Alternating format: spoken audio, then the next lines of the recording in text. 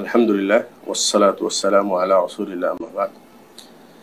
কুরবানির হুকুমের বিষয়ে ওলামাদের ইখতিলাফ রয়েছে। কেউ এটাকে ওয়াজিব বলেছেন, আবার কেউ বলেছেন সুন্নতে মুআক্কাদা।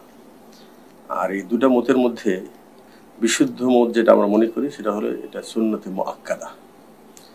আর বিশুদ্ধ মত এই জন্য যে এই বিষয়ে উম্মে সালমা রাদিয়াল্লাহু তাআলা আনহা থেকে বর্ণিত হাদিস, নবী মুহাম্মদ রাসূলুল্লাহ সাল্লাল্লাহু আলাইহি ওয়াসাল্লাম ইরশাদ করেন, ইদা দাখালা আহাদুকুম আল আশর, আরেকটি বলেছে ইদা আহাল্লা হিলালুল হিজ্জা ওয়া আরাদা আহাদুকুম আন ইউযাহি। আল্লাহ নবী সাল্লাল্লাহু বলছেন যে যখন জিলহজ মাসের চাঁদ শুরু হবে আর তোমাদের মধ্য থেকে যারা কুরবানি করার ইচ্ছা রাখবে, ফালা ইয়াখুদান্না মিন শাহরিহি ওয়া আযফারিহি শাইআ, তারা যেন চাঁদ ওঠার ওই রাত থেকে নিয়ে চাঁদ ওঠা থেকে নিয়ে কুরবানি দেওয়া পর্যন্ত তারা যেন তাদের নখ এবং চুল না কাটে। তো এই হাদিসে আল্লাহ নবী সাল্লাল্লাহু বলেছেন ইদা আরাদা আহাদুকুম, যখন তোমরা ইরাদা করবে, ইচ্ছা করবে, অর্থাৎ এটা ইচ্ছার উপর নির্ভরশীল করেছে।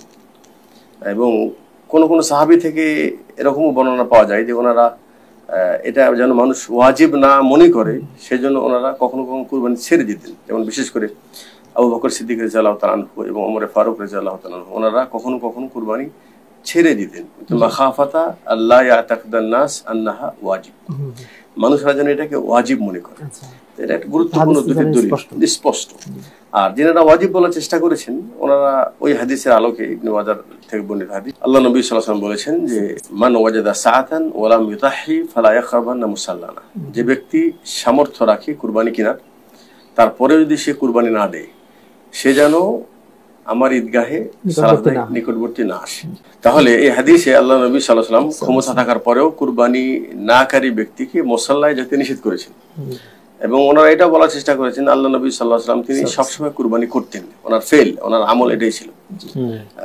ইবনে উসাইমিন রাহিমাহুল্লাহ উনিও মানে ওয়াজিবের পক্ষে মত দিয়েছেন, যেহেতু ওই পক্ষেও অনেক গুরুত্বপূর্ণ দলিল রয়েছে।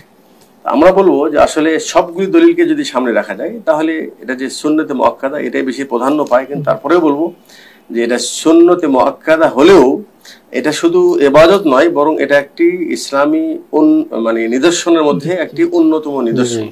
আল্লাহ পাক নিজে বলেছেন সূরা হাজে, আল বুদনা জাআলনাহা লাকুম মিন শাআইরিল্লাহি লাকুম ফিহা খায়র, যে কুরবানির মধ্যে তোমাদের জন্য আল্লাহর নিদর্শন রয়েছে। অতএব মানে যে ব্যক্তি সামর্থ্য রাখবে ওই ব্যক্তি যেন কোনোভাবেই মানে কুরবানি করা থেকে বিরত না থাকে।